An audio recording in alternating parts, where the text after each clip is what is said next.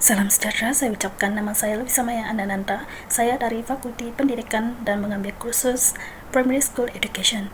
Hari ini saya akan membentangkan tentang tugasan yang saya hasilkan dalam tugasan 1, yaitu peranan dan tanggungjawab, ciri-ciri persekitaran pembelajaran digital yang berkesan dalam konteks pendidikan abad ke-21, cara pelajar dapat memupuk perkembangan minda dan kepentingan kemahiran pengurusan emosi dan keberkesanan interaksi sosial dalam kalangan pelajar.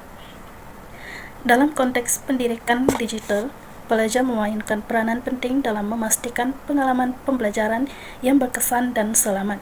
Berikut adalah 5 peranan dan tanggungjawab yang perlu diperhatikan oleh pelajar.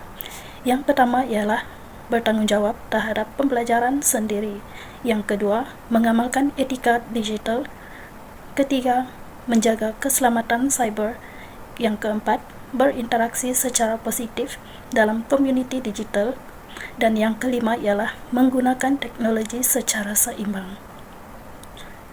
Yang pertama yaitu bertanggungjawab terhadap pembelajaran sendiri. Pelajar perlulah menggunakan teknologi dengan bijak untuk mencari maklumat dan menyelesaikan tugasan yang diberikan. Pelajar juga perlu mengurus masa dengan baik supaya tidak terlalu bergantung pada teknologi atau terleka dengan hiburan digital. Pelajar perlu menggunakan platform pembelajaran dalam talian dengan aktif seperti e-pembelajaran, forum, dan kuis interaktif. Yang kedua ialah mengamalkan etika digital. Pelajar perlulah menggunakan bahasa yang sopan dan menghormati pendapat orang lain dalam perbincangan dalam talian. Pelajar perlu tidak menyebarkan maklumat palsu atau kandungan yang tidak sahih. Pelajar juga perlu menghormati hak cipta dengan tidak menyalin atau mencetak rompak bahan pembelajaran untuk menyiapkan tugasan. Yang ketiga yaitu menjaga keselamatan cyber.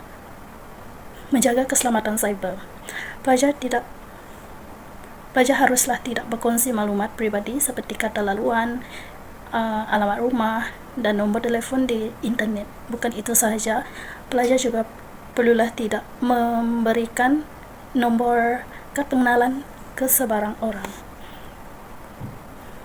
Pelajar juga perlu berhati-hati terhadap penipuan cyber seperti pancingan data, seperti melalui telefon. Dengan ini, pelajar juga perlu melaporkan sebarang gangguan atau ancaman dalam talian kepada pihak yang berkenaan. Yang keempat ialah berinteraksi secara positif dalam komuniti digital. Pelajar perlu menggunakan teknologi untuk berkolaborasi ataupun bekerjasama dengan rakan-rakan melalui perbincangan atau projek berkumpulan. Bukan itu sahaja, pelajar juga perlu menghormati budaya dalam latar belakang rakan lain dalam pembelajaran digital dengan membantu rakan yang mengalami kesulitan dalam menggunakan teknologi. Dan yang terakhir sekali ialah menggunakan teknologi secara seimbang. Pelajar juga tidak perlu menghabiskan terlalu banyak masa di skrin sehingga menjejaskan kesihatan fizikal dan mental, terutamanya kepada mata dan otak kita.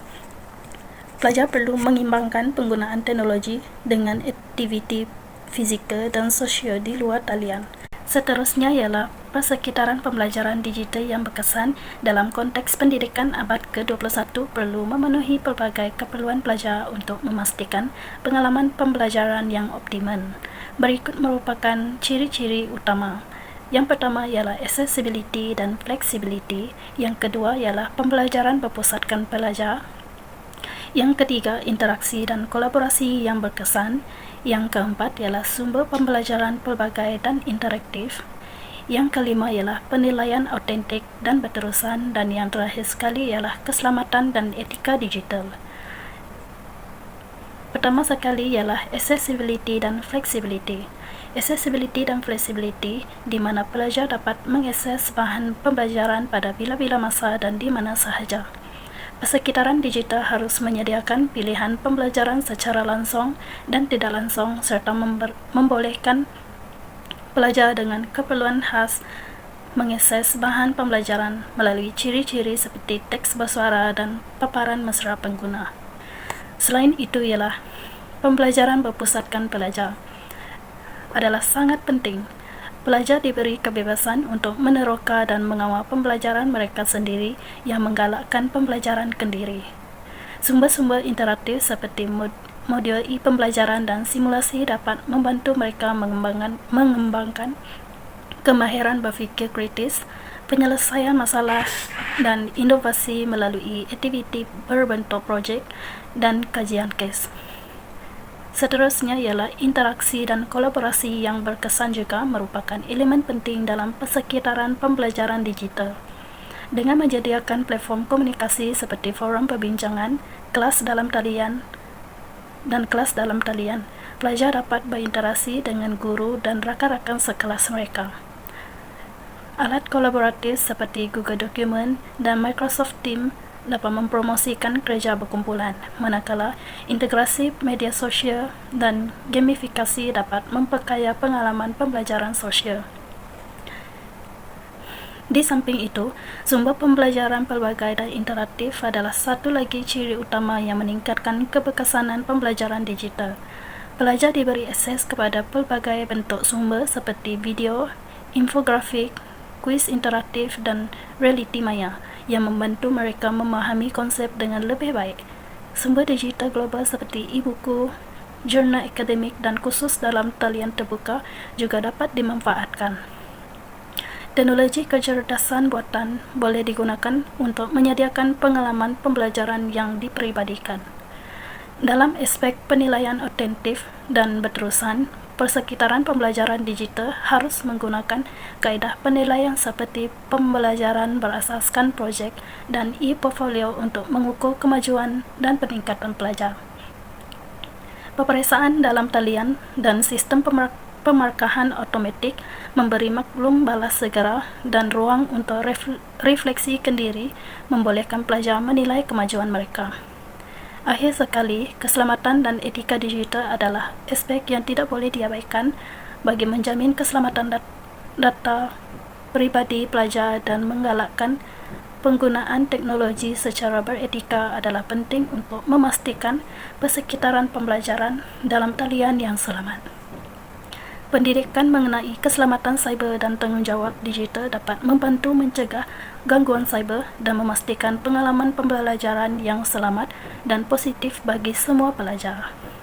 Di samping itu, pelajar dapat memupuk perkembangan minda dan meningkatkan keberkesanan pembelajaran melalui pemanfaatan teknologi baharu dalam pelbagai cara. Berikut adalah beberapa pendekatan utama yang boleh diambil oleh pelajar. Yang pertama ialah menggunakan teknologi untuk meneroka pengetahuan baharu. Yang kedua, meningkatkan pemikiran kritis dan kreatif. Yang ketiga ialah mempelajari kemahiran pengekotan. Yang keempat, meningkatkan kolaborasi dan kemahiran sosial digital. Yang kelima ialah mengembangkan kemahiran berfikir aras tinggi melalui teknologi. Dan yang keenam ialah menerapkan sikap pembelajaran sepanjang hayat. Yang pertama iaitu menggunakan teknologi untuk meneroka pengetahuan baharu. Pelajar boleh mengakses bahan pembelajaran digital seperti e-buku, jurnal dalam talian dan kursus dalam talian terbuka. Selain itu, mereka juga boleh menggunakan enjin carian dan platform akademik seperti Google Scholar untuk mencari maklumat yang berkaitan. Perbincangan dalam talian dengan pakar atau komuniti pembelajaran global juga memberi peluang untuk memperluaskan pengetahuan. Yang kedua iaitu meningkatkan pemikiran kritis dan kreatif. Teknologi seperti perisian simulasi dan reality dalam talian dapat membantu pelajar memahami konsep yang kompleks dengan lebih mudah. Teknologi kecerdasan buatan seperti Grammarly pula boleh digunakan untuk menyemak dan memperbaiki penulisan akademik. Selain itu, permainan pendidikan yang merangsang penyelesaian masalah turut meningkatkan daya kreativiti pelajar. Yang ketiga ialah mempelajari kemahiran pengekotan. Pelajar boleh menggunakan aplikasi seperti Sketch untuk memahami asas pengaturcaraan dan otomasi. Alat seperti Access atau Google Sheet membolehkan pelajar menganalisis data dalam dan meningkatkan kemahiran pemikiran logik. Kecerdasan buatan dalam pembelajaran kendiri seperti aplikasi pembelajaran bahasa atau tutor dalam talian juga memberikan peluang untuk belajar secara lebih interaktif. Yang keempat ialah meningkatkan kolaborasi dan kemahiran sosial digital. Melalui platform pembelajaran berasaskan projek seperti Google Classroom dan Microsoft Teams, pelajar boleh berkolaborasi dan berbincang dengan rakan-rakan mereka. Forum pembelajaran dalam talian seperti Udemy pula membolehkan mereka berkongsi idea dan pengalaman dengan pelajar dari seluruh dunia. Selain itu, media sosial juga boleh digunakan secara produktif untuk membina rangkaian akademik dan profesional. Yang kelima ialah mengembangkan kemahiran berfikir aras tinggi melalui teknologi dalam kalangan pelajar. Pelajar boleh melakukan analisis data menggunakan perisian analitik seperti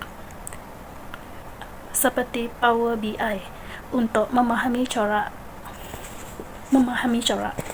Mereka juga boleh menghasilkan kandungan multimedia seperti video dan blog untuk berkongsi perspektif tentang topik-topik tertentu. Penggunaan teknologi penciptaan seperti pencetak 3D untuk membina prototipe dan menguji idea inovatif turut meningkatkan kemahiran berfikir aras tinggi pelajar. Yang terakhir sekali ialah menerapkan sikap pembelajaran sepanjang hayat. Pelajar boleh menggunakan aplikasi pembelajaran seperti LinkedIn Learning untuk mengembangkan kemahiran baharu secara berterusan. Mereka juga digalakkan mengikuti perkembangan teknologi baharu melalui bacaan atau bengkel dalam talian. Selain itu, alat pengurusan masa seperti Notion boleh digunakan untuk menyusun jadual pembelajaran yang lebih sistematik, memastikan pembelajaran berlaku secara berterusan. Dengan memanfaatkan teknologi baharu secara bijak, pelajar dapat memperkayakan pengalaman pembelajaran mereka dan mengembangkan minda mereka dengan lebih berkesan. Akhir sekali, kemahiran pengurusan emosi dan interaksi sosial yang baik sangat penting dalam pendidikan digital untuk memastikan pelajar dapat belajar dengan berkesan. Tanpa kemahiran ini, pelajar mungkin menghadapi tekanan ataupun kesukaran berkomunikasi dan cabaran dalam menyesuaikan diri dengan persekitaran pembelajaran dalam talian. Berikut adalah beberapa kepentingan kemahiran pengurusan emosi dan keberkesanan interaksi sosial dalam pendidikan digital. Yang pertama ialah mengatasi tekanan dan kebimbangan akademik. Yang kedua, meningkatkan motivasi dan disiplin diri. Yang ketiga, mengelakkan kesunyian dan rasa terasing pelajar. Yang keempat, mengawal frustrasi terhadap teknologi. Yang kelima, memupuk kerjasama dalam pembelajaran. Dan yang terakhir sekali ialah membantu dalam pembelajaran kolaboratif. Yang pertama sekali ialah mengatasi tekanan dan kebimbangan akademik. Pembelajaran digital sering memerlukan pelajar mengurus masa dan tugasan secara kendiri yang boleh menyebabkan tekanan. Kemahiran mengawal emosi dapat membantu pelajar mengurus beban kerja dan menyesuaikan diri mereka dengan kaedah pembelajaran baharu tanpa berasa terlalu terbeban atau tertekan. Yang kedua ialah meningkatkan motivasi dan disiplin diri. Dengan mengawal emosi mereka, pelajar dapat mengekalkan motivasi untuk belajar secara konsisten tanpa pengawasan langsung daripada guru. Disiplin diri dalam mengurus gangguan seperti media sosial atau permainan dalam talian dapat membolehkan pelajar memberikan tumpuan dan kekal fokus semasa sesi pembelajaran digital. Yang ketiga ialah mengelakkan kesunyian dan rasa terasing pelajar. Pembelajaran digital boleh menyebabkan pelajar berasa terasing kerana kurangnya interaksi fizikal dengan rakan-rakan sekelas atau guru. Namun, dengan berkomunikasi secara aktif dalam kumpulan pembelajaran atau menyertai komuniti digital, pelajar dapat mengekalkan hubungan sosial yang positif dan dapat mengurangkan rasa kesunyian dalam diri mereka. Yang keempat ialah mengawal frustrasi terhadap teknologi. Kesilapan teknikal seperti masalah sambungan internet atau kegagalan perisian sering kali terjadi dan menyebabkan mereka stres. Dengan kemahiran pengurusan emosi, pelajar boleh mengendalikan situasi ini dengan tenang, mencari penyelesaian yang sesuai tanpa mudah berputus asa, dan terus maju dalam pembelajaran mereka. Yang kelima ialah memupuk kerjasama dalam pembelajaran. Interaksi sosial yang baik membolehkan pelajar berkomunikasi dengan jelas dan bekerjasama dalam tugasan berkumpulan secara dalam talian. Penggunaan platform seperti Google Meet, Microsoft Teams atau forum pembelajaran dapat memberi peluang kepada pelajar untuk saling bertukar idea, menyelesaikan masalah secara kolektif dan memberi kemahiran kerjasama. Dan yang terakhir sekali ialah membantu dalam pembelajaran kolaboratif. Pembelajaran dalam talian ini dapat memberi peluang kepada pelajar untuk bekerjasama dengan rakan-rakan mereka dari pelbagai latar belakang.